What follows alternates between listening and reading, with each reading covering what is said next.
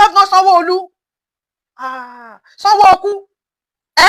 kí ni mo gbọ́ tó fẹ́ ṣe yìí? Mo lọ sórí Facebook yín,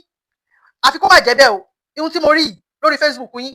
mo mọ̀ pé ẹ tún ń bá ọgbọ́n mi bọ̀ nìyẹn. Bàbá sọ pé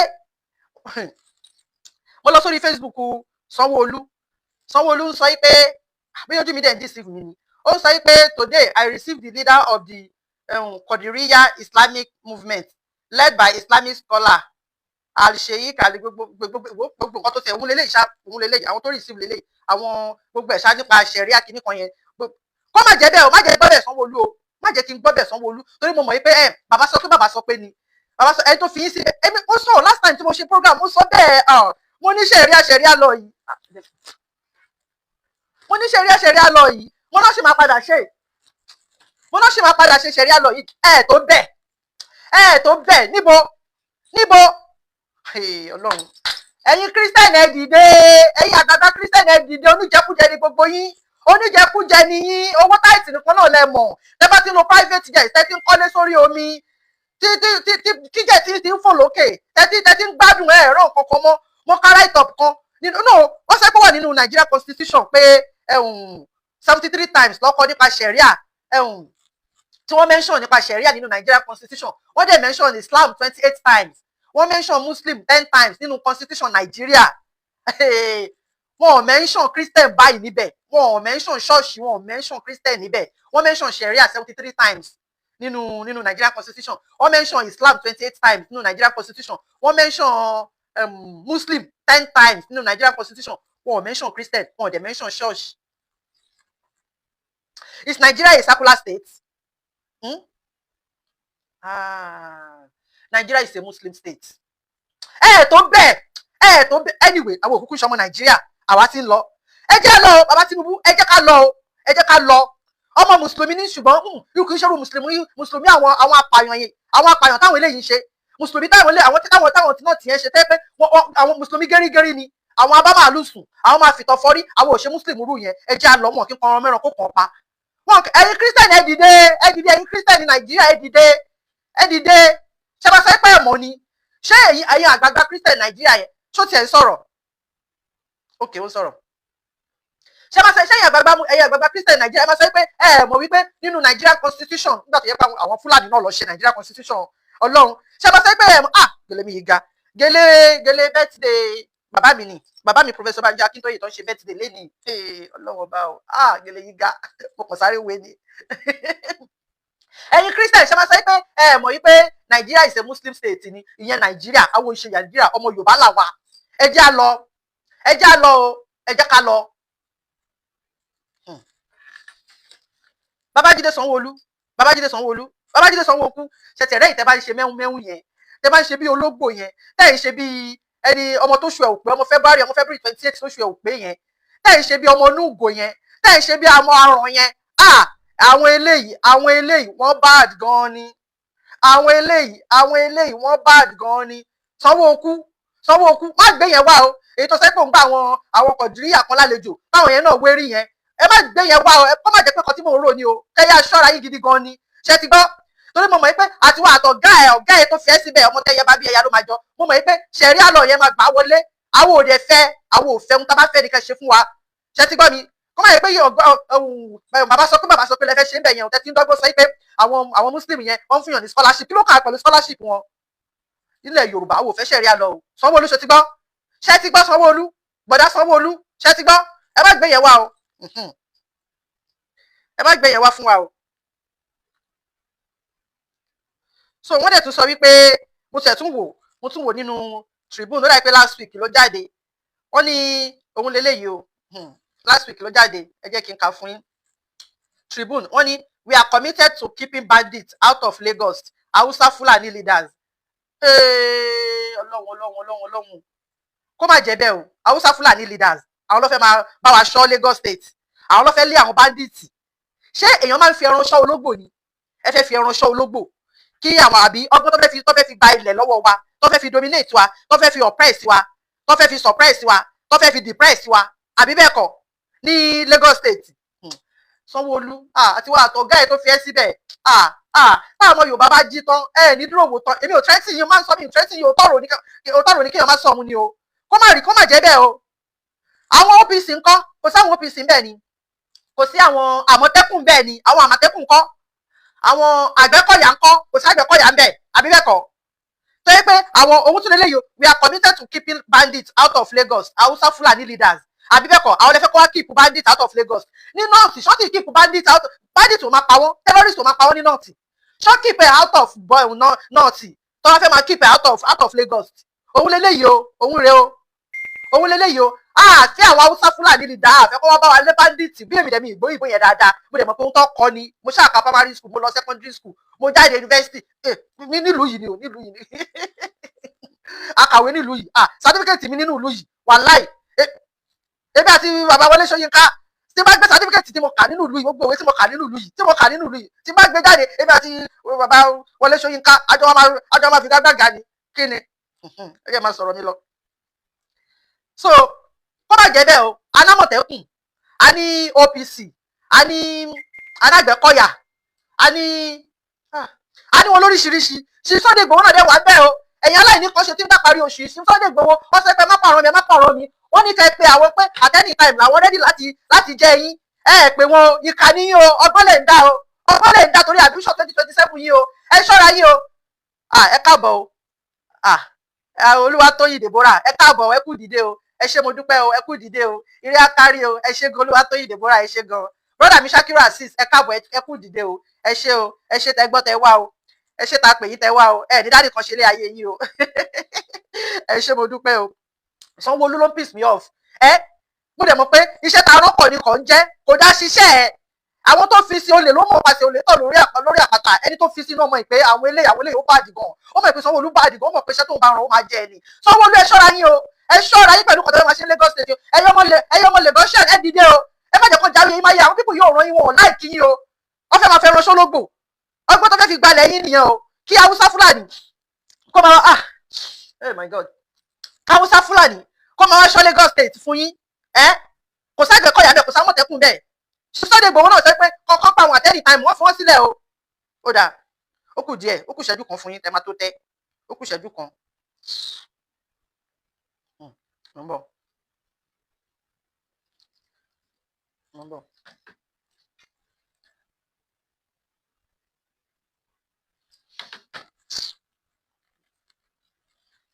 ẹ jọba mi ṣe kíní kó dọ́dọ̀ Sanwó-Olú kó má gbé yẹn wá o kí Sanwó-Olú má gbé yẹn wá fún wa o tó já máa lọ o. Hello, ìyá ni wúrà mú kí. No, eléyìí kọ́.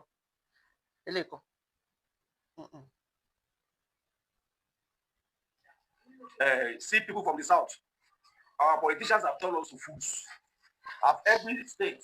the Fulani have their agents in those states. Instead as party leader of PDP, Labour, or APC, they have their leader work with the Fulani social localities under the concept of partisan politics in Nigeria.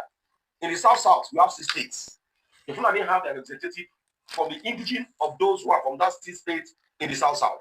Same thing they have in the southeast. Same thing they have in the southwest. Same thing they have in the middle belt, whether it is not central or whatever. Now, the Kanu area, which is not east, including some part of Taraba, Adamawa, they have their agents in those areas. Formerly referred to as Kogun Wole. They are deceiving also. These guys, they have people who are benefiting from the budget of Nigeria, from the allocation that accrue from the VAT, from the rent, from the tax the federal government is collecting, majorly from the south and the middle belt, and also from all the exploration and exploitation of all the solid and oil and gas materials from the south, and from all the industrial and whatever taxes they are collecting from the south. These are what is giving the Fulani the power to insist that Nigeria must not disintegrate. These are what is making them to feel that with their Sharia law agenda, they can use it as an avenue to all other regions to ransom by penetrating their landscape, infiltrating their forest belt, laying siege in collaboration with their foreign partners, the French, the Turkish, and other powerful nations of the Western Hemispheres, to hold us down. The Makodula is saying this on behalf of Yoruba Nation as a messenger and a man who is committed to the struggle and the freedom of freedom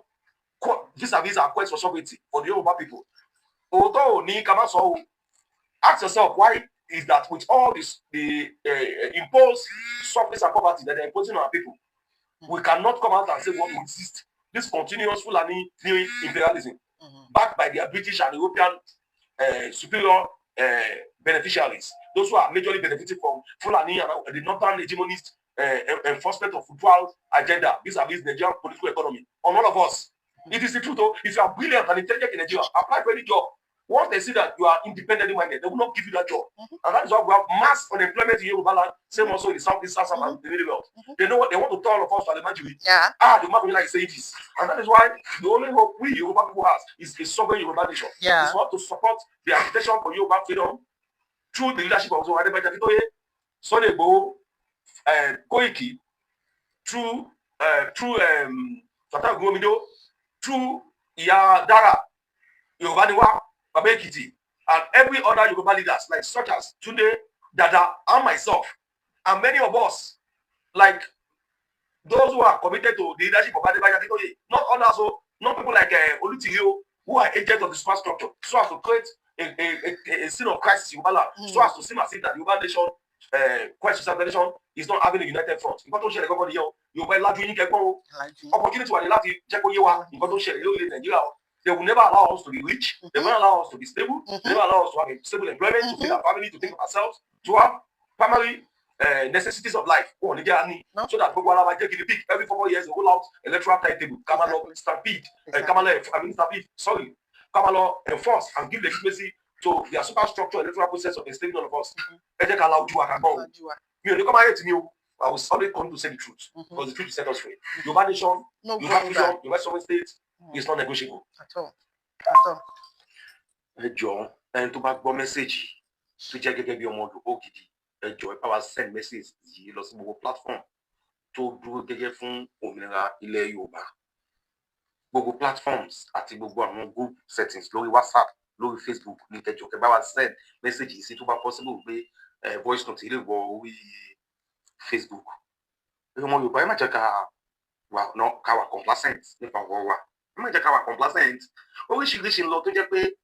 why we are looking for nǹkan tá fẹ́ jẹ, our enemies are hell-bent in waging war against us. Wọ́n máa bá wa jà ogun. Àwọn kan tó wọ́n pé àwọn kan òṣèlú náà fọkàn sí, àwọn kan businesses náà fọkàn sí, àwọn kan eré àwàdà ni wọ́n fi ọkàn sí, àwọn kan eré ìdárayá náà fọkàn sí. But àwọn tó ń bá wa pò yìí, their primary objective is to overrun us. The only thing that is standing against them, tí o ti lè jẹ́ kán ṣe kìíní, kò kí n ṣe presidency Tinubu. The fear of pé táwọn bá dán wò, ṣé Yorùbá lè declare sovereignty wọn ṣá? The only fear táwọn people yìí ní wípé táwọn bá fi lè ṣe nǹkan táwọn fẹ́ ṣe, ṣé Nàìjíríà ò ní pín? Nǹkan tó yin dílé wọn nìyẹn o. Tó bá di kàráǹgídá, tó bá yẹ pé kò sọ́nà àbáyọ mọ́, wípé kàkà kíkú má jẹ sèse, káwọn fi ṣe àwàdànù ní wá sọ ògùn mọ́ wa lọ́wọ́ o. Wọn ò ní kí ẹ̀ bóyá Tinubu ni president Nàìjíríà l'Abuja or he is not. They want a total war tó yẹ pé they will have acquired as many land lọ́wọ́ wa in the process of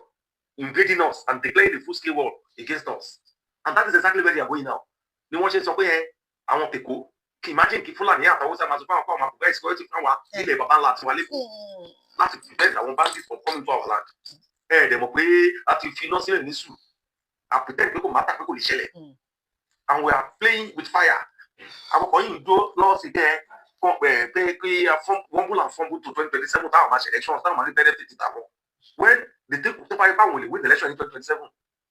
táwọn adé ti maintain process wa, rally wa, agitation wa, mobilization wa, sanitation wa tó ń lọ tó yẹ kó wọ́n ti rí pé yes, the entire Yoruba geography have been engulfed with massive Yoruba nationalist activities.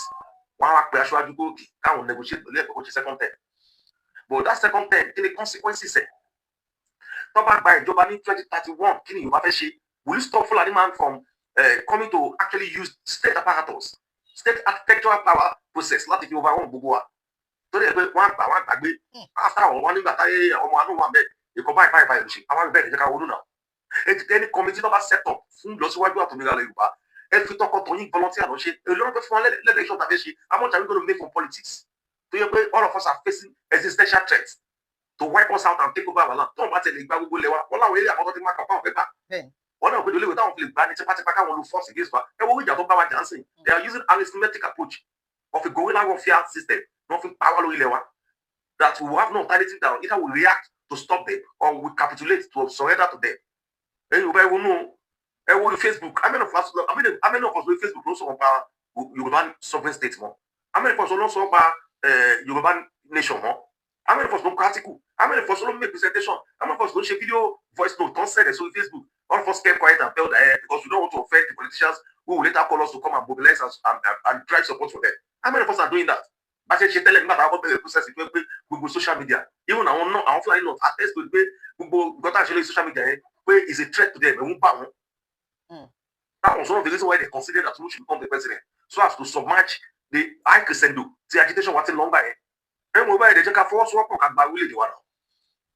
Tabata de about 5 million, 6 million. At the Bawile the one, Tabakus is beat up. It will be so overwhelming. To my indicate by politicians, they are not as popular. Their position in Nigeria is not as more overwhelming to the demand of our people for self-determination. One of the messengers for Yoruba freedom, and give you the critical thinking. Whatever support, whatever logistic support, we just share leadership, and just pass to the Yoruba YZF leadership, and just pass to Baba, our best leadership, Baba, President Benjamin. Bẹ́ẹ̀ àwọn tó fẹ́ lọ ṣe ẹ jẹ́ ká tún bẹ́ẹ̀ gan káwọn ọmọ pé bàbá léwu lẹ́yìn ẹ jẹ́ ká yapa síkìtì yìí kíní thanksgiving kíní wéèkì tó fẹ́ ṣe lẹ́kọ̀ọ́ ẹ jẹ́ ká yapa síbẹ̀ náà millions ká over gbogbo streets leading to the venue of the program so gbẹ wà kó ká close it down to use that as an avenue to tell the enemies pé yes this is true pillar of the voice of people back freedom ẹ jọ ẹ má bínú tẹ tó bá gbọ́ voice note mi mo kékeré react to ẹ má dẹ̀ bínú sí mi o òtítọ́ kúrò but this is the best way to go. We should start writing on social media. Shall make comment on media. Anybody back on a Yoruba Nation, for Yoruba Nation, Facebook, Akatobi 500, 1 million. I like it. The body to go into program, 1 million like it. The body about 10 to program, 1 million like it. The body about to program, 10 million. The body a beyond to program. Everybody like it. Yes, we're going to come on united massively. Now, request to be free. I don't do it 2 hours. And support to the nation is really way to go. With the power, the captivity. Àmín. Àmín.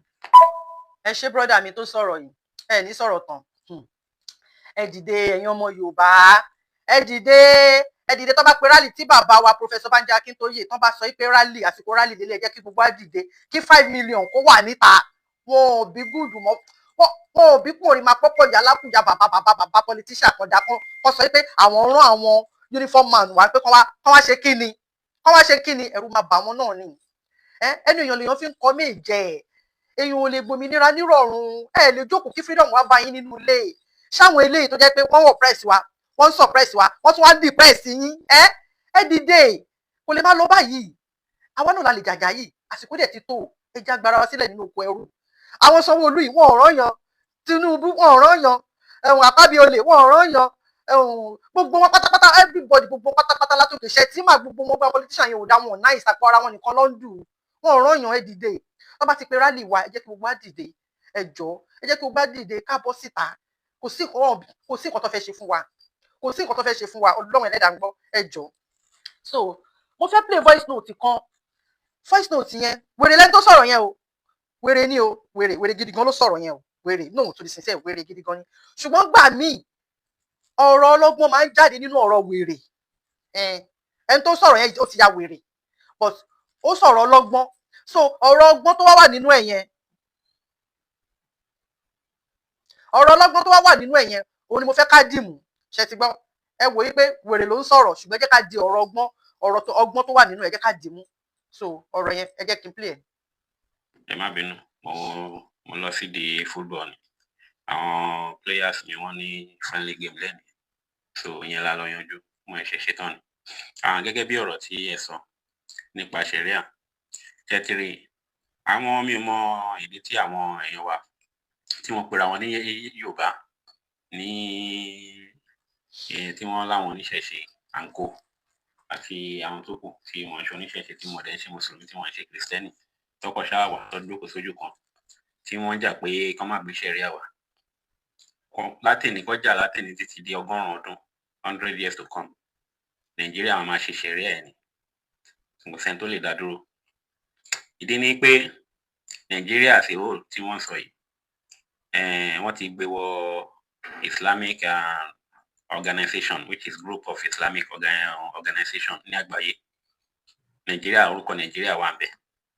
àìmọye àwọn tó jẹ́ mùsùlùmí tí wọ́n ṣe ọmọ Nàìjíríà tí mo máa ń pàdé wọ́n máa always bí mi ní question yẹn pé how many population mélòó ni àwọn mùsùlùmí tó wà ní Nàìjíríà pé Nàìjíríà pé ó wà lára àwọn Islamic organization member. Mo máa ń sọ fún pé population Islam ní ìlú Nàìjíríà yẹn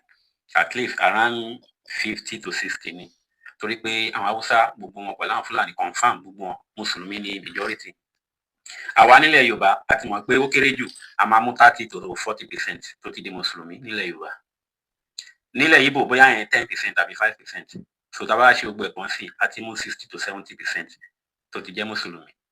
Èyí tó kù bí 30 tó kù àbí 35% ìyẹn ni oníṣẹ̀ṣe àti Kristẹni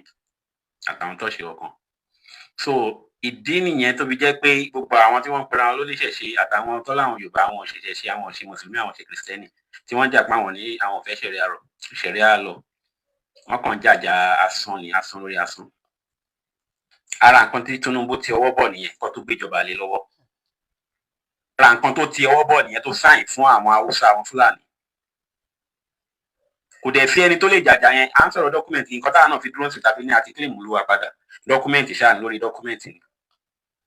Ohun tí mo sọ pé ọ̀rọ̀ ọlọ́gbọ́n máa wà ní ọ̀rọ̀ wèrè. Èyí tó sọ ní ìsìn ọ̀rọ̀ wèrè ló sọ yẹn o. Ọ̀rọ̀ wèrè ẹni tí ò bá yé ọ̀rọ̀ olórí burúkú onítìrì aṣẹ́wó àlẹ́ Abíọ́lá ọkùnrin nọ́mbà 18 ẹ̀kẹta rárá kùkùté ojú ọ̀nà tó ń parọ́ fún wọn. Eléyìí náà ẹ̀rí bó ti ya wèrè. Àwọn náà ṣì bìlíf pé dọ́kúmẹ̀ntì wà lọ́wọ́ ìyá àwọn táwọn fi sọ pé àwọn ti gba Yorùbá nation. N tó ń sọ nìyẹn o. Ẹ̀rí kó sọ̀rọ̀ ọlọ́gbọ́n síwájú ó ti wá mọ́rọ̀ wèrè báyìí. Ọ̀rọ̀ wèrè sílẹ̀ mo sọ pé tí wèrè bá ń sọ̀rọ̀ ńgbà míì ó máa ń sọ̀rọ̀ ọlọ́gbọ́n, ó ń sọ̀rọ̀ ọlọ́gbọ́n, but ọ̀rọ̀ wèrè ló tún fẹ́ máa sọ báyìí o. Ó ń sọ̀rọ̀ pé dọ́kúmẹ̀ntì tó wà lọ́wọ́ àwọn ẹ máa gbọ́ lọ. Ṣẹ̀ríà lọ tí wọ́n sọ yìí náà dọ́kúmẹ̀ntì ló bá dé. Àwọn náà tí wọ́n ní dọ́kúmẹ̀ntì wọ́n ní. Ẹ jẹ́ ní sọ sẹ́yìn kẹ́ tó bẹ̀ yẹn gbọ́ tó sọ pé dọ́kúmẹ̀ntì táwọn fi dúró táwọn fi ẹ máa gbọ́. Member. Mo máa ń sọ fún pé population Islam ní ìlú Nàìjíríà yẹn at least around 50 to 60 ni, torí pé àwọn Haúsá gbogbo wọn pẹ̀lú àwọn Fúlàní confam gbogbo wọn Mùsùlùmí ní majority. Àwa nílẹ̀ Yorùbá a ti mọ̀ pé ó kéré jù a máa mú 30 to 40% tó ti di Mùsùlùmí nílẹ̀ Yorùbá. Nílẹ̀ Ìgbò bóyá yẹn 10% tàbí 5%, so tá a bá ṣe gbogbo ẹ̀pọ̀n sí a ti mú 60 to 70% tó ti jẹ́ Mùsùlùmí. Èyí tó kù bí 30 tó kù àbí 35% ìyẹn ni oníṣẹ̀ṣe àti Kristẹni àtàwọn tó ṣe ọkàn. So ìdí nìyẹn tó fi jẹ́ pé gbogbo àwọn tí wọ́n pera wọn lóníṣẹ̀ṣe àtàwọn tó láwọn Yorùbá àwọn òṣèṣẹ̀ṣe àwọn òṣè Mùsùlùmí àwọn òṣè Kristẹni tí wọ́n jà pé àwọn ní àwọn fẹ́ ṣẹ̀ríà lọ, wọ́n kàn jàjà asán ni, asán lórí asán. Ara nǹkan tí Tinubu ti ọwọ́ bọ̀ nìyẹn kó tó gbéjọba lé lọ́wọ́. Ara nǹkan tó ti ọwọ́ bọ̀ nìyẹn tó sáìn fún àwọn Haúsá àwọn Fúlàní. Kò dẹ̀ sí ẹni tó lè jàjà yẹn. À ń sọ̀rọ̀ dọ́kúmẹ̀ntì, nǹkan táwọn náà fi dúró sí tàbí ní àti kílè mú lówà padà. Dọ́kúmẹ̀ntì ṣáà ní lórí dọ́kúmẹ̀ntì ni. Ṣẹ̀ríà lọ tí wọ́n sọ yìí náà dọ́kúmẹ̀ntì ló bá dé. Àwọn náà tí wọ́n ní dọ́kúmẹ̀ntì lọ́wọ́ tó fi wọ̀nyí pé orílẹ̀-èdè Nàìjíríà yẹn ó wà nínú àjọ àpapọ̀ àwọn Mùsùlùmí ní àgbáyé. Òun náà ó ti tọwọ́ bọ̀, signature ti wà ń bẹ̀. Ẹ wá sọ fún mi irú ìjà wo ni àwọn oníṣẹ̀ṣe fẹ́ jà nínú Nàìjíríà tó máa win ní Nàìjíríà? Wọn lè win ní Nàìjíríà, wọn lè win ní àwọn Haúsá Fúlàní yìí nítorí pé wọ́n ti already fi orúkọ Nàìjíríà sínú àwọn Mùsùlùmí àpapọ̀ ní àgbáyé. Orílẹ̀-èdè tó jẹ́ orílẹ̀-èdè Mùsùlùmí wọ́n ti fi síbẹ̀, wọ́n ti ní dọ́kúmẹ̀ntì lọ́wọ́ tó fi back it up. So òfin tí wọ́n bá dẹ̀ láwọn fẹ́ ní ìlú àwọn tó jẹ́ ìlú Mùsùlùmí òun náà ni wọ́n máa lò, wọn ò ní choice, nǹkan tó máa lò ní Nàìjíríà nìyẹn. So gbogbo àwọn tó láwọn oníṣẹ̀ṣe yìí àwọn òun ṣe báwọn support Yorùbá nation, ìṣẹ̀ṣe àwọn làwọn support àṣàbílẹ̀ àwọn làwọn support, wọn ń tanra wọn ni, gbogbo wọn ń tanra wọn ni, aláìnílàákàyè ni wọn. Dọ́kúmẹ̀ntì wọn ló fẹ́ fi back it up pé àwọn ọmọ Nàìjíríà làwọn ṣùgbọ́n oníṣẹ̀ṣe làwọn. Inú àjọ àgbáyé wo ni wọ́n ti establish group oníṣẹ̀ṣe tó yẹ pé àwọn náà register pé oníṣẹ̀ṣe làwọn. Ẹni àròjinlẹ̀ ó ń da ọ̀pọ̀lọpọ̀ àwọn ìpìlẹ̀ láàmú. Wọ́n ní kẹjà fún ìran yín kẹgbà orílẹ̀-èdè yìí kúrò, ẹ̀yin ò ṣe secession, ẹ̀yin ò bá wọn pín orílẹ̀-èdè Nàìjíríà, ọmọ Nàìjíríà nìyí o ṣùgbọ́n ẹ̀yin ò ṣe Mùsùlùmí o, oníṣẹ̀ṣe nìyí o. Ẹ̀yin ò ṣe Mùsùlùmí, oníṣẹ̀ṣe nìyí, ṣùgbọ́n Nàìjíríà tẹ́ ń claim yìí ó ti wà nínú ẹgbẹ́ àpapọ̀ àwọn Mùsùlùmí àgbáyé. Wọ́n ti tọwọ́ bọ̀, wọ́n dẹ̀ ní dọ́kúmẹ̀ntì tó máa fi back it lọ́wọ́. Tinubu bó ṣe wà yẹn bàbá ńlá bá bẹ̀ tó máa fi bẹ́ẹ̀ lẹ̀ kò lè change ẹ̀, kò dẹ̀ síjọba tó lè wọ ọbẹ̀ mọ́ tó máa change ẹ̀. wọ́n kàn ń pariwo lọ lásán ni àìnílàákàyè ló ń dọ̀pọ̀lọpọ̀ wọn láàmú tẹ bá dẹ̀ sọ fún wọn sìn wọn làwọn gbọ́njú àwọn làwọn ní phd kan àwọn làwọn ní degree kan làwọn lọ sí university of Oxford kan. oníṣoríire pẹ̀lú nǹkan tó sọ yẹn oníṣoríire ẹnu ẹ̀yìn àmàyàmá yẹn mo mọ. ṣùgbọ́n kí ni common sense ní Nàìjíríà wọ́n ní dọ́kúmẹ́ǹtì lọ́wọ́ tó lè fi bá kẹ̀ pé mùsùlùmí làwọn nǹkan tó bá dẹ̀ wọn àwọn làwọn máa ṣe gẹ́gẹ́ bí ẹ̀sìn tí àwọn ń ṣe tó jẹ́ ẹ̀sìn mùsùlùmí tí wọ́n ní ẹ̀tọ́ láti gbé ṣẹ̀ríà lọ sí ẹni ibikíbi tó bá ti ń kílèmù pé Nàìjíríà land ni. ṣùgbọ́n mi ò mọ bá eré ṣàlàyé fáwọn èèyàn wa o wípé àfikẹ́ máa kílèmù pé Yorùbá ni ẹ̀yin ò ń ṣe Nàìjíríà o nígbà tẹ́lẹ̀ tí lẹ́yìn ṣe Nàìjíríà ìṣòro ni kí Nàìjíríà gbé ṣẹ̀ríà lọ wá sórí ilẹ̀-èdè Yorùbá ṣùgbọ́n àwọn pípì tẹ́ bá ń sọ fún wọn wọ́n yìí máa sọ pé Nàìjíríà làwọn ṣùgbọ́n àwọn ò kì í ṣe mùsùlùmí oníṣẹ̀ṣe làwọn ìṣẹ̀ṣe kan ní àwọn baba ńlá wọn fi dá ilẹ̀ Yorùbá of course ìṣẹ̀ṣe ní àwọn baba ńlá fi dá ilẹ̀ Yorùbá ṣùgbọ́n ẹ ti ń pera yín Nàìjíríà dì mọ́ tẹ́ báyìí ń pera yín Nàìjíríà ti wà lábẹ́ mùsùlùmí àgbáyé wọ́n ti fọwọ́ sí wọ́n dẹ̀ ní dọ́kúmẹ́ǹtì lọ́tọ̀ fi báàkẹ́ definitely gbogbo yín pátápátá ọmọ Nàìjíríà náà ní nìyẹn ìyá mi wọn fẹ́ sọ̀rọ̀ náà fún yín mo mọ̀ pé ó ti yé yín dáadáa àwọn òkúrú tí ò ní yé náà ní òníyé so kò sí nǹkan tá a lè ṣe sí yẹn o Nàìjíríà orílẹ̀-èdè mùsùlùmí ni tó ti wà nínú dọ́kúmẹ́ǹtì tí wọ́n dẹ̀ ti tọ́níwẹ̀ẹ́ lọ tọ́lẹ̀ fi gbé anybody lọ sẹ́niwẹ̀ẹ́ ṣẹ̀ríà lọ yẹn tí wọ́n láwọn fẹ́ yẹn ó ti fìdí múlẹ̀ ní gbogbo tẹ́rítírì Nàìjíríà yẹn ẹnikẹ́ni tó bá ti ní tẹ́rítírì òun Nàìjíríà ni ó ti fìdí múlẹ̀ ńbẹ̀ ṣẹ̀ríà lọ tí ó máa mú ní ṣàkósọ́gbọ̀n ẹ̀ gbogbo ìjà tí wọ́n ń jà sí ìjà tó ń jà ìjẹ̀bi ló ń jà ìjẹ̀bi ni gbogbo wọn ń jà bó ṣe wà yẹn torí pé Nàìjíríà tó láwọn ń jà fún léèdè tó láwọn ń jà fún ó ti wà nínú ẹgbẹ́ mùsùlùmí àgbáyé bọ́yẹ̀ lè escape ẹ̀ ṣẹ̀ríà lọ yẹn ó máa mú wọn ò rí nǹkan kan ṣe sí àfikọ́ máa claim pé Yorùbá làwọn ò kí ń ṣe Nàìjíríà o ní orílẹ̀-èdè ilẹ̀ Yorùbá ti ta àwọn ò dẹ̀ kí ń ṣe mùsùlùmí o ẹ̀sìn àwọn baba ńlá baba àwọn làwọn ń sìn o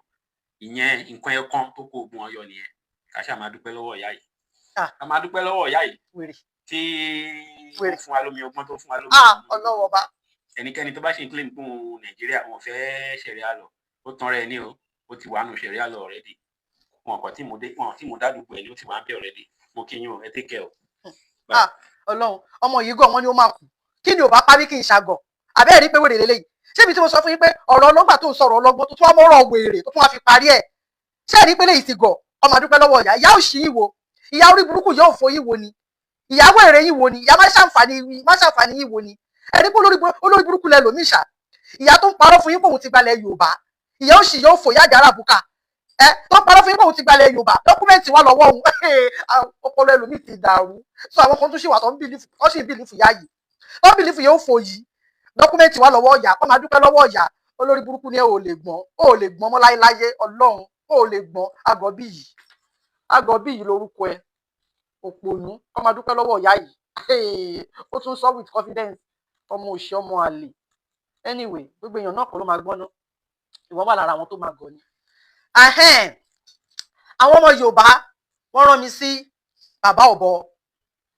mo dẹ̀ fẹ́ jíṣẹ́ mo rí mẹ́sẹ̀jì yẹn nínú WhatsApp mi tó pọ̀ rẹpẹtẹ wọ́n ní báwọn béèrè question yìí lọ́wọ́ bàbá ọ̀bọ wọ́n nítorí pé mi mo gbójú jáde èmi náà ní báwọn dẹ̀ fẹ́ béèrè pé ó ń wọ́rí àwọn gan àwọn ọmọ báwọn ṣe lè béèrè àwọn ọmọ báwọn ṣe lè rí bàbá ọ̀bọ wípé kí n jọ kí n báwọn béèrè lọ́wọ́ bàbá ọ̀bọ Yorùbá dẹ̀ sọ pé ẹni tó bá rán ni níṣẹ́ là ń bẹ̀rù a kì í bẹ̀rù ẹni tí a máa jẹ fún wọn ní kò sí òun ṣe wàhálà kò sí wàhálà ń bẹ̀ yẹn èmi àti bàbá ọ̀bọ jọ ń gbélé ni ìmù mo tún fún ọ lórúkọ ọ̀bọ ń gbọ́ bọ̀gàn pẹ́ ọ̀bọ ń gbọ́ bọ̀gàn pẹ́ ọ̀bọ ń gbọ́ bọ̀gàn pẹ́ ọ̀bọ ń gbọ́ bọ̀gàn pẹ́ ọ̀bọ ń gbọ́ bọ̀gàn pẹ́ ajọ́ ń gbélé ni bàbá ọ̀bọ ọmọ Yorùbá fẹ́ bí yín léèrè ọ̀rọ̀ o ọmọ Yorùbá fẹ́ bí yín léèrè question báwo la ṣe máa ṣe náà ṣe é rí ọmọ Yorùbá fẹ́ bí bàbá ọ̀bọ léèrè wọ́n fẹ́ bí yín léèrè ọ̀rọ̀ ajẹ̀fẹ́ kẹ́ dá wọn lóhùn ṣe ti gbọ́ ìwọ yìí mo sọ pé máa yọ ọwọ́ ẹ jọ̀ọ́ nítorí Ọlọ́run mo nídìí dókítà o tani ó jẹ́ dókítà nínú ẹ̀yin fáǹsì mi ẹ jọ̀ọ́ mo nídìí ṣé veterinary doctor ló ń pè àbí kí ni orúkọ dókítà ọ̀bọ mo fẹ́ ṣe operation ọwọ́ yìí ọwọ́ tẹ́lẹ̀ yìí fi bojú yìí eléyìí ni bàbá ọ̀bọ leléyìí ìyá ọ̀bọ leléyìí ọ̀bọ leléyìí ọmọ ọ̀bọ leléyìí so ojú wa ń ti ọmọ ọ̀bọ yẹn ojú ń tì torí pé ó mọ̀ pé iṣẹ́ ìwà tí bàbá òun tó wù sílẹ̀ Yorùbá ìwà yẹn ò dáa so lójú ṣe ń tì kò dẹ̀ ní láti ti ojú kò ní láti tijú a forgive ẹ̀ torí pé kò ṣòwò náà so mo wá fẹ́ ṣe operation ọwọ́ yẹn àti pé mo tiẹ̀ tún fẹ́ kọlà fún wọn gan pàápàá mo fẹ́ kọlà fún gbogbo wọn so a máa nídìí ẹjọ́ ẹni tó bá jẹ́ dókítà ẹ kàn sí mi o ẹ má wọrí kì í ṣọ̀fẹ́ o máa fún yín lówó mo nídìí dókítà tó máa bá mi ṣe operation ọwọ́ yìí kúrò ń bẹ̀ a fẹ́ kọlà fún wọn so bàbá ọ̀bọ lélẹ̀ a fẹ́ béèrè ọ̀rọ̀ lọ́wọ́ bàbá ọ̀bọ àwọn ọmọ Yorùbá ló rán mi sí bàbá ọ̀bọ so number 1 question bàbá ọ̀bọ ẹ nídìí láti dá wa lóhùn lẹ́ni yìí ẹ lọ rò ó fẹ́ digest ẹ̀ kẹ́ wá fún wa lésì a kàn fẹ́ béèrè ni àwọn ọmọ Yorùbá ló fẹ́ mọ̀ but kò kàn dandan kẹ́ dá wa lóhùn lẹ́ni sọ ẹ jẹ́ kí n máa béèrè number 1 question bàbá ọ̀bọ àwọn ọmọ Yorùbá sọ pé kí ló dé tẹ́ ṣe pa history rẹ̀ ní school kí ló tẹ́ pa history rẹ̀ pé torí ó ń dun àwọn gan ẹ gba identity àwọn ẹ jẹ́ káwọn mọ̀ pé ọmọ Yorùbá làwọn mọ̀ pẹ̀lú history tẹ́ parẹ́ ní school wípé ẹ fi Nàìjíríà ẹ fi gba èdè lọ́wọ́ àwọn ẹ fi Nàìjíríà gba àṣà lọ́wọ́ àwọn ẹ fi Nàìjíríà gba ìṣe lọ́wọ́ àwọn ò mọ̀ pé ọmọ Yorùbá làwọn wọ́n ní kẹ́ dá wọn lóhùn pé kí ló dé kí ló fà á tẹ́ fi pa history rẹ̀ ní school number 1 question yẹn ẹ máa dá wọn lóhùn ẹ máa gbé sí brain yín o torí mo mọ̀ pé smart gan ẹ clever gan genius ní ẹ máa gbé sí brain yín o bàbá ọ̀bọ mo bá wí àwọn ọmọ Yorùbá tún sọ number 2 wọ́n ní kí ló dé tí ẹ ṣe change airport wa tó wà ní Èkó airport wa nílẹ̀ Yorùbá kí ló dé ẹ change orúkọ yẹn sí Muritala Muhammed airport orúkọ Fúlàní kí ló dé ẹ change ẹ̀ wọ́n náà wọ́n fẹ́ mọ̀ ní o wọ́n náà wọ́n fẹ́ mọ̀ so number 2 nìyẹn ẹ dá wọn lóhùn o number 3 wọ́n ní Àpápá port wọ́n náà ọmọ Yorùbá ló ní wọ́n ní kí ló tẹ́ ṣe gbé fún Nàìjíríà wọ́n ní ṣé bẹ́ẹ̀ lẹ ṣe ètò wa tó nílẹ̀ Yorùbá ni wọ́n ló ń dùn àwọn wọ́n ní ṣé bẹ́ẹ̀ lẹ ṣe nífẹ̀ẹ́ wa tó nílẹ̀ Yorùbá ni Àpápá port ọmọ Yorùbá ló ní owó wa la fi ṣe kí ló tẹ́ ṣe gbé fún Nàìjíríà number 4 wọ́n ní stadium náà pé ọmọ Yorùbá ló di stadium pé kí ló tẹ́ ṣe gbé fún Nàìjíríà wọ́n ló ń dùn àwọn gan wọ́n náà ti ń fẹ́ bí yín léèrè tipẹ́ wọ́n ní kò sọ opportunity yẹn fáwọn láti bí yín léèrè ọba sọ pé torí pé èmi àti yín jọ ń gbé lé ni wọ́n ní kí n bá wọn bí yín léèrè mo ní àyè òun ṣe wà kó sí wàhálà ń bẹ ẹ̀rọ ló fòfò ṣẹ́ ẹni kò jẹ dáadáa màá tún jẹ́ bí bẹ́ẹ̀ ṣe rán mi lọ màá fata sí fi yọ sí fẹ́kọ́ sí ó lè dùn dáadáa kó lè wà spicy díẹ̀ màá tún fata sí tagungun Cameroon pepper fi ṣe tagungun gan Cameroon pepper má bá yín fi sí kó lè ta lẹ́nu yínrín so number 4 question nìyẹn o ẹ máa gbé sí brain nítorí mo mọ̀ pé smart gan wọ́n ní cocoa house ọmọ Yorùbá wọ́n ní kí ló dé tẹ́ ṣe gbé fún Nàìjíríà bàbá ọ̀bọ Ọlọ́run ó dẹ̀ wáyé ṣe wá ń dùn èmi gan báyìí Ọlọ́run question yẹn mi ò wò tẹ́lẹ̀ bọ́kàn ṣe bí mo ṣe ń rí lórí WhatsApp mi mo kàn kọ́ sílẹ̀ ó wá ń dùn mí báyìí cocoa house wa ilẹ̀ Yorùbá lónìí wọ́n ní kí ló dé tẹ́ ṣe gbé fún Nàìjíríà bàbá ọ̀bọ ṣé ń kà number 6 wọ́n ní Western radio station àkọ́kọ́ ní the whole Africa wọ́n ní tí ọmọ Yorùbá tó ní before France wọ́n ní kí ló tẹ́ ṣe gbé fún Nàìjíríà wọ́n ní ọmọ Yorùbá ló ní Western radio station tí tẹ́pọ̀ ọmọ Yorùbá ló kọ́kọ́ ní the whole Africa aṣáájú France gan ni wọ́n ní tọmọ Yorùbá ní wọ́n ní kí ló tẹ́ ṣe gbé fún Nàìjíríà bàbá ọ̀bọ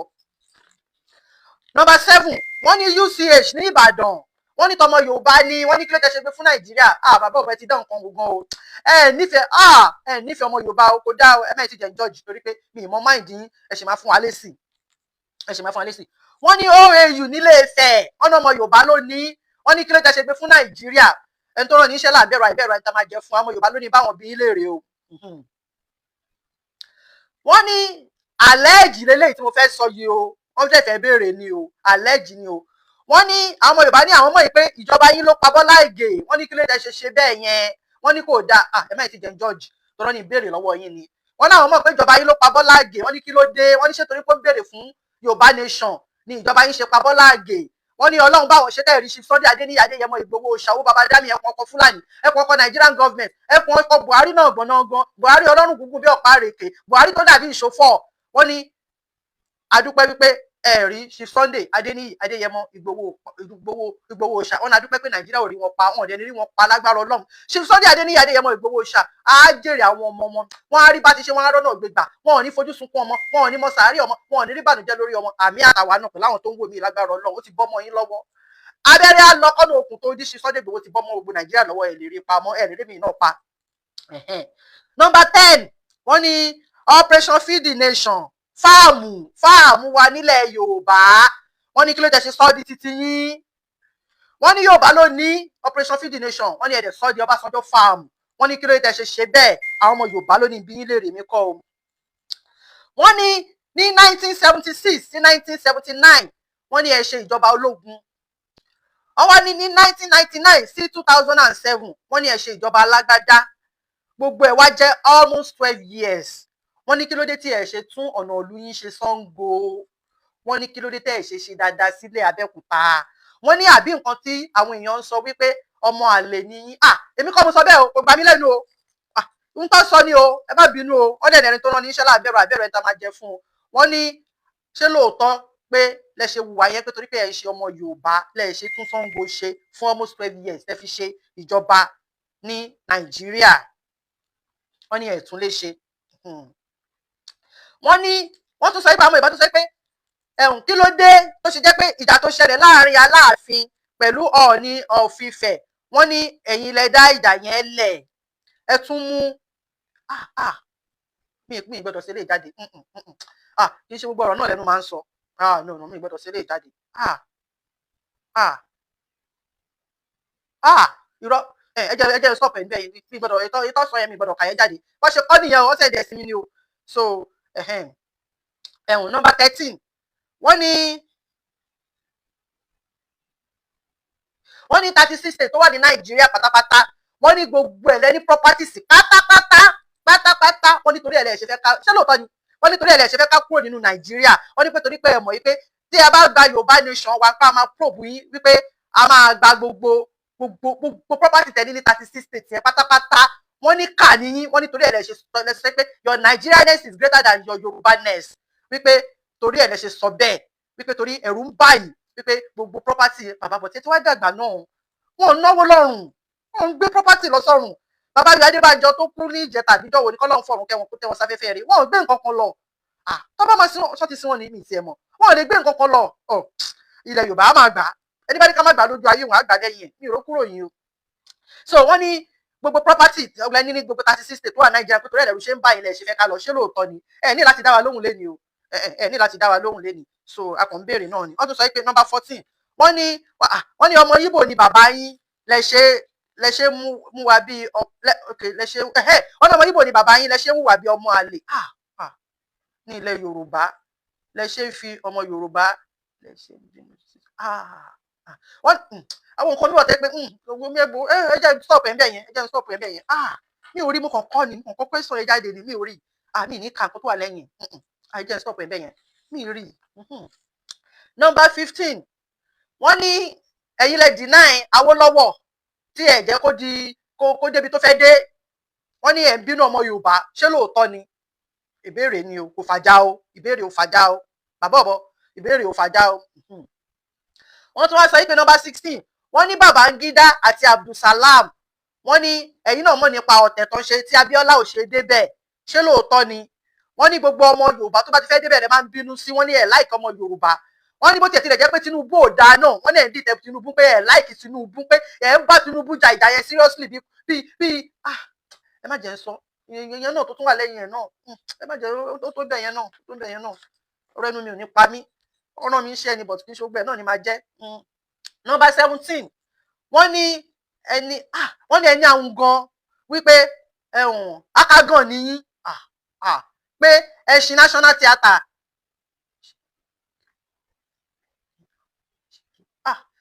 wọ́n ní ẹṣin national theatre nìyí, àwọn kankan tó wà lẹ́yìn ẹ̀gan tí mi fẹ́ sọ, wọ́n ní ẹni àwọn gan akágàn nìyí, wọ́n ní ẹ jẹ́ ìfìyẹn náà sílẹ̀, àwọn question yìí ó mórí fọ́ mi gan pàápàá, ó mórí fọ́ta mi gan pàápàá.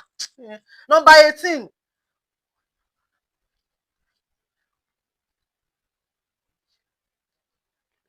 number 18 wọ́n ní Yorùbá land tẹ́gbẹ́ fún wọ́n ní Yorùbá land property tẹ́gbẹ́ fún Nàìjíríà pé ẹni iṣẹ́ àtẹ̀gbá lórí ẹ̀, ṣé lóòótọ́ ni? Wọ́n ní Yorùbá land property tẹ́gbẹ́ fún Nàìjíríà, wọ́n ní ẹni iṣẹ́ àtẹ̀gbá lé lórí bàbá ìbọlẹ̀ ń gbogbo yìí lọ, kò dẹ̀ yọ lára yín náà, kò hàn lára yín bàbá, ẹ lọ jókòó jẹ́jàre, ọmọ Abẹ́òkúta jẹjọ ni wá, ọ̀rẹ́ bàbá mi lẹ jẹ́, ẹ ṣọ́rẹ́ bàbá tèmi dà bàbá tèmi, ẹ lọ jókòó jẹ́ kí ló dé ó dẹ̀ máa karú ẹ̀ṣẹ̀ báyìí sí gbogbo èèyàn lọ́rùn, kò dá bẹ́ẹ̀ yẹn náà, ẹ̀ṣẹ̀ yìí ti pọ̀ jù náà. Number 19 Number 19 wọ́n ní bí ọdún mélòó kan sẹ́yìn pé ṣe bí ẹ ti ya káàdì PDP pé ẹ ṣe òṣèlú mọ́ wọ́n ní ojú màlẹ́ yín kò kúrò nínú ọtí ṣé lóòótọ́ ni wọ́n ní kílẹ̀ tún wá nídìí òṣèlú wọ́n ní kẹ́ lọ sẹ́ńpẹ́ bàbá pé ti ya káàdì yín pé kẹ́ fòṣèlú sílẹ̀ ẹ fòṣèlú sílẹ̀ kọ́tọ́kọ́ síbẹ̀ nìyẹn o. Number 20 wọ́n ní fáàmù yín gan pàápàá wọ́n ní owó Nàìjíríà lẹ fi ń san sálárì fún wọn kó tó dé kán ká yín ìyẹn ò dẹ̀ dá o ojú kòkòrò àtọ̀kànjú àlọ́ ń pè yẹn àwọn kan síbẹ̀ bẹ́ẹ̀ ni o ṣé lóòótọ́ ni wọ́n ní fáàmù yín tẹ́lẹ̀tẹ́lẹ̀ pé gbogbo àwọn òṣìṣẹ́ tó ń ṣiṣẹ́ ń bẹ̀ pé owó Nàìjíríà lè fi san sálárì fún wọn Ọlọ́run ọba o Ọlọ́run gbalẹ̀ Yorùbá fún wa o lójú ayé mi báyìí ni kò gbà láìpẹ́ láìjìnà gbalẹ̀ Yorùbá fún wa o kí mi náà jọ ọ̀rọ̀ Yorùbá o tí a bá gbalẹ̀ Yorùbá Dubai láàrin ọdún márùn-ún wọn bí Dubai dá Dubai kí ló ń jẹ́ bẹ́ẹ̀ a ní human resources a ní mineral resources gbogbo Ọlọ́run dálẹ̀ ìwà dáadáa ilẹ̀ Yorùbá àwọn bàbá yìí náà ni àwọn tó bàjẹ́ náà lélẹ̀ àwọn tó balẹ̀ Yorùbá jẹ́ lélẹ̀ kí ló dé ṣé bẹ́ẹ̀ náà lẹ́ṣẹ̀ láìka ọmọ Yorùbá tó ni ìkànnì o àyè ṣì wà láti tọ́ ọmọlúwàbí yín ṣe o anyway ẹ jẹ́ máa ka question tó ní fi fún yín.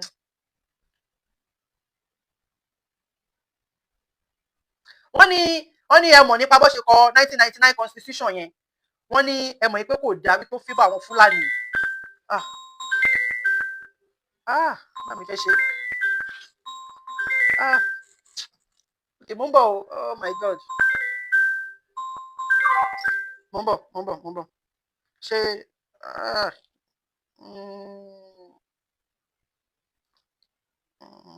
okay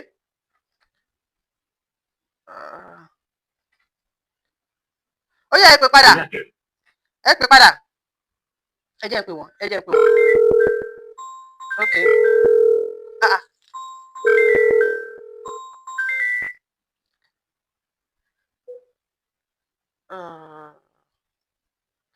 mo bọ̀ ẹ jẹ́ pé nítorí padà mo ń bọ̀ o ẹ jọ̀ọ́ ẹ pè padà o ẹ jọ̀ọ́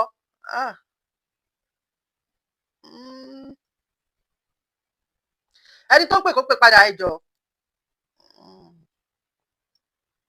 ok ẹ jẹ́ pé wọ́n ok mo ti rí nọ́mbà yẹn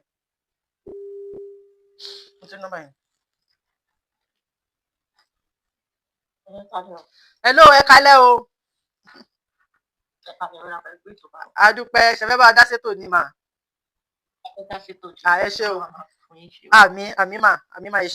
ẹ ṣé mà ẹjọ ìbéèrè kan tèmi tiẹ̀ fẹ́ béèrè ni pé ẹ ní sùúrù mà ṣé lọ́wọ́ bàbá ọ̀bọ. ní gẹ́gẹ́ bí àwọn olórí ilẹ̀ Yorùbá yìí ó ṣe gbogbo wọn náà àwọn kọ̀ọ̀kan nù wọn ni gbogbo owó tó ń kójọ fún torí ẹ̀ má fẹ́ kàrà lọ nílẹ̀ Yorùbá yẹn ṣé tó bá kú sọ́fẹ́ gbé lọ sọ́run torí èmi ò wá tẹ̀yí tẹ̀sẹ̀ kan ti wà ní kòtò àti tó ti tẹ̀sẹ̀ kan àbọ̀ sínú kòtò irú àwọn bàbá bá sọjọ́ tẹ̀ sọ yẹn tó ti ń wo sáré lọ́kàn báyìí tó dẹ̀ tún sì ṣe yàmàyàmà tí wọ́n kí ẹ̀ pé ká yí àwọn ohun tó wà lẹ́yìn ìbàjẹ́ torí ẹ̀ ìjẹkújẹ káwọn fẹ́ jẹ wọ́n bí ẹni pé gbogbo ohun tó ń kó jọ ló fẹ́ fi wọ paradise at least àwọn tí ṣe ní ayé wọlé bí tó fẹ́ ṣe dé wọn fi lè tó fẹ́ mú bẹ́ẹ̀ gbogbo ohun tó ń ṣẹlẹ̀ sáwọn ọmọ Yorùbá nílẹ̀ Nàìjíríà gbogbo àwọn táwọn Fúlàní pa on a daily basis kó tiẹ̀ jọ fọwọ́ wípé táwọn máa lọ tó máa wọlé ẹ̀yìn wa ẹ̀yìn àwọn ṣe fẹ́ rí pẹ̀lú àwọn ọmọ àmọ́ ìlú bá mú ni mo lórí ìmọ̀ bí ebi pọ̀ ọmọ ẹlòmíì làwọn lù táwọn bá máa kú tọkọtọ sòfà táwọn bá ti ní táwọn ọmọ wọn dẹ̀ ti ń lórí ọ̀fẹ́ láti sá lọ lóyìnbó tí wà lábá fẹ́ ṣẹlẹ̀ wọn ò kí ẹ̀ mọ́ ó ní ọ̀rọ̀ Yorùbá nation yóò ṣe jẹ wọ́n lógún gbogbo torí àtẹnujẹ àmì mi mọ̀ wípé bọ́lọ́run ti bẹ̀tẹ̀ mi ẹ̀bẹ̀ tó bá náà nígbà lójú àwọn àgbà lẹ́yìn wọn wípé Yorùbá nation ní dúró yẹn kọ́ lọ kọ́ sílẹ̀ láṣẹ Èdùmàrè torí wọn tọ́lọ́run ti parí ní àsìkò ní ọkọ̀ tí tò ní a máa gbà kó dẹ ní pẹ́ kò ní jìnnà ojú àwa ti gbogbo wọn tó bá ṣì wà láyé nígbà tó bá ṣẹlẹ̀ torí èmi mọ̀ pé ohun tó bá jẹ kẹ́ẹ̀dá ṣe láyé tí ó bá ṣe Ọlọ́run agbẹ́ni tó bá ṣe dídé ojú àwa padà tí òun lọ́rọ̀ Yorùbá máa jẹ́ Ọlọ́run ìṣúṣọ́ dìbò tọ́lọ́run ti gbé dìde yìí àti bàbá wa tó yẹ Ọlọ́run àti wọn lè máa ṣe lójú àná wá ṣe níbi bá máa lè ojú wa ti gbogbo wọn àwọn afẹ́ òbí tó fẹ́ kórè sí gbogbo ohun tó wá ń sáfù yẹn wípé kó má ṣẹlẹ̀ sáwọn tábàgbà Yorùbá yìí tó bá ṣì wà láyé wọn wá fojú gbídọ̀ yẹn láṣẹ Èdùmàrè so èmi ò ní nǹkan tẹ́mi tẹ́fẹ́ san wọ́n jù pé àwọn ọmọ Yorùbá lè nìkan máa fẹ́ kọ́ máa give up kọ́ jọ torí lóòótọ́ dàbí pé kìíní yẹn ara àwọn èèyàn ti ń sílé ara àwọn èèyàn ti ń sílé kò jẹ́ ṣàṣìkò tó yẹ kára wa kó sílé lélẹ̀ ìbẹ̀rẹ̀ oríṣi níṣẹ́ àfẹn tó bá ṣe dópin kọ́ ru gbogbo ohun tó ń ṣẹlẹ̀ gbogbo ohun táwọn Fúlàní fojú wa rí kọ́ jẹ́ ká jàjà yìí ká jáde bí àmì kó tó bá bàtẹ̀ ẹ̀rù tí wá kárò táwọn ọmọ wa tó bọ̀lẹ̀ nítorí kìíní yóò gbọ́dọ̀ continue tó ló máa dé stage tó máa jẹ́ pé àwọn Fúlàní ló máa dominate gbogbo Nàìjíríà ṣe bára ìdìbò tó ti ń bábọ̀ yìí ṣe tó ń sọ fún àwọn ẹ̀kọ́ security wà fún wa táwọn tọrọ security lòun lórí poli wọn churches tí ọ̀lẹ́ tí wọ́n kóra wọn tí Boko Haram pa wọn jẹ lójú churches sì kí ẹ̀ tọ́lá àwọn fẹ́ wá secure wa ọgbọ́n àti wọlé sí wọn lára láti parí ohun tó bẹ̀rẹ̀ àwọn Ọlọ́run ní fún wọn ṣe àwọn alálẹ̀ Yorùbá kò ní fi wá sílẹ̀ kò ní jẹ́ kó wọ́n ní nǹkan tó fẹ́ ṣe yẹn wọn ní ìṣẹ́ lágbára náà ó wà kú sáwa náà lọ́wọ́ torí téèyàn bá ń gbàdúrà èèyàn náà máa gbé ìgbésẹ̀ ni kò ń ṣàdúrà nìkan náà máa fi ṣe Bíbélì sọ pé wash and pray a máa gbàdúrà a máa ní ìfura a dẹ̀ máa gbé ìgbésẹ̀ Ọlọ́run á dẹ̀ tì wá dẹ̀ láṣẹ ìdùnnú irú àwọn èèyàn bíi tí iná báyìí tó dẹ̀ ń jáde tó ń ṣe lágbára Ọlọ́run níṣẹ́ lásán láṣẹ ìdùnnú wọn máa tì lẹ́yìn a fún wa ṣe a dẹ̀ máa ṣe débi a máa ṣe débi a máa ṣe débi tó lápẹ̀rẹ̀ a máa gba Yorùbá ní ìṣọ̀kan wá dẹ̀ máa pàdé lágbára Ọlọ́run bó ṣe máa jẹ́ náà nìyẹn ẹ̀rọ máa. àmì ẹ ṣé o ẹ ṣé mo dúpẹ́ o ẹ ṣé ìyá wa o ẹ ṣé tẹ́ bá mi dá sí ẹ ṣé gan thank you inú mi dùn ẹ ṣé gan ó dàbọ̀ kẹ́ni nice night bye bye bye bye. so ẹni tó bá fẹ́ pè wọlé ẹ pè wọlé o ṣe ti gbọ́ ẹni tó bá fẹ́ bá mi dá sí ẹ bá mi dá sí o Ọlọ́run ò ní dá yín dá bùkátà yín o ẹ bá mi dá sí o ẹ bá mi dá sí o ẹ bá mi béèrè question lọ́wọ́ bàbá ọ̀bọ àyè ṣì wà láti tọ́mọlúwàbí yín ṣe àyè ṣì wà láti tọ́mọlúwàbí ẹ ṣe àyè ṣì wà láti tọ́mọlúwàbí yín ṣe o àyè ṣì wà láti tọ́mọlúwàbí yín ṣe gbogbo eléyìí tí ẹ sì máa fún wa ní lésì o ẹ máa fún wa lésì question tàbí èrè yín a sì ń retí answer látọ̀dọ̀ yín o tẹ bá wá dá wa lóhùn tán àwa forgive yín àwọn ọmọ Yorùbá sọ pé àwọn ọmọ Yorùbá gan sọ wọn náà máa forgive yín tẹ bá dá wa lóhùn ṣe ti gbọ́ so but àyè ṣì wà láti tọ́mọlúwàbí yín ṣe ẹ wo àwọn kan tó kú lẹ́nu ọjọ́ mẹ́ta yìí àfikún yàn wọn o ẹ wo bí àwọn ọmọ Haúsá bọ́ ṣe ń bú wọn àwọn Arẹwà bí àwọn ọmọ Yíbò bọ́ ṣe ń bú wọn bí àwọn Yorùbá náà bọ́ ṣe ń bú wọn wọ́n dẹ̀ sẹ́ pé téèyàn bá ti kú pé àwọn gbogbo nǹkan tó bá sọ lẹ́yìn téèyàn bá kú làwọn áńgẹ́lì máa kọ sílẹ̀ lọ́ọ́ máa fi mọ̀ bóyá nùnà ló ń lọ àádọ́rùn rí o ohun tó ń sọ nìyẹn lọ́ọ́ máa fi mọ̀ bóyá nùnà ló ń lọ tó bá hùwà dáadáa gbogbo question ilé ìtọ́tẹ̀ èmi dẹ̀ mọ̀ pé bóyá wọn ò parọ́ mọ́ yín torí mi ò gbé fèkè lórí péjì mi bí báyìí wọn ò parọ́ mọ́ yín gbogbo question tó béèrè lọ́wọ́ yín yìí ẹ rí pé Ọlọ́run á jẹ́ kẹ́ dàgbà ẹ lo 100 years láyé ìwọ̀n ẹ lo 200 years láyé gan pàápàá tó bá tásìkò náà torí gbogbo náà máa kúnjọ́ kan náà ní kọ́lọ́run jẹ́ kẹ́mi wá gùn náà ni kọ́lọ́run kó má gùngùn yà kẹ́mi wá gùn nínú àlàáfíà kó má gùngùn yà ni tó bá jẹ́ pé gbogbo question eléyìí tẹ́ bá dàgbà tẹ́ bá lo 200 years láyé tẹ́ bá lọ tán làwọn èèyàn wá ń sọ gbogbo eléyìí ẹ̀mọ́ káwọn màlẹ́kà máa kọ́ sílẹ̀ ni advice délé tèmi fún yíyí o lóòótọ́ mo lè kí bàbá mi lẹ jẹ́ o but ọmọdé gbọ́n àgbà gbọ́n náà la fi dálẹ̀ ẹ̀fẹ̀ ọmọ kékeré náà lè advice èèyàn náà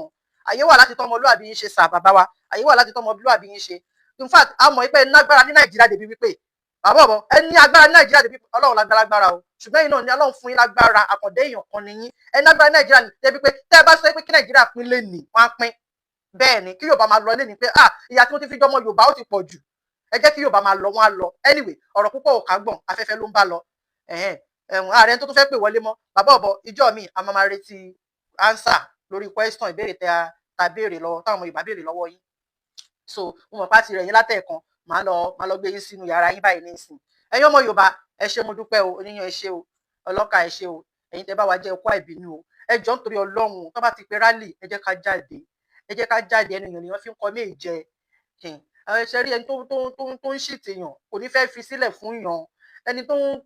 ń fi ọwọ́ lágbàyàn lójú ni wọ́n máa dùn ní wọ́n máa oppress yín sí ni ẹ jẹ́ ká jáde tá a bá jáde kí 5 million kó wà níta wọn ò tó bẹ́ẹ̀ wọn ò lè dá wa mú ṣe ti gbọ́ ẹ jọ̀ọ́ nítorí Ọlọ́run ṣe ti gbọ́ ẹ ṣé gan ẹ ṣé ó dàárọ̀ àsùnjì ó rán ẹ lá máa sùn bye bye bye bye bye.